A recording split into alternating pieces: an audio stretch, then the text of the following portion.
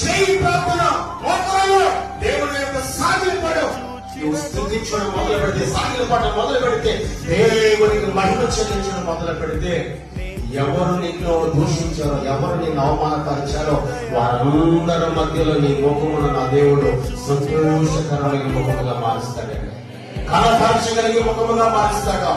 ఎందరూ నిన్ను తొక్కేయాలని చూచారో వారందరి మధ్యలో నా దేవుడు తన చెయ్యిని నీ వైపు చాపి నిన్ను పైకి లేవదీస్తాడు. నీ ఇంటిలో నీ తల్లి వేధించవచ్చు, నీ ఇంటిలో నీ మామ నిన్ను వేధిస్తుండొచ్చు, లేక నీ అత్త నిన్ను వేధిస్తుండొచ్చు, నీ కోడలు నిన్ను వేధిస్తుండవచ్చు, నీ భర్త నిన్ను వేధిస్తుండవచ్చు.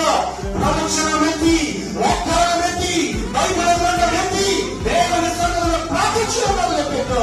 నా దేవుడు వారందరి మనుషులనే నీ ముఖమును, నీ జీవితంలో ప్రకాశవంతమైన జీవితంలో మారుస్తాడంట.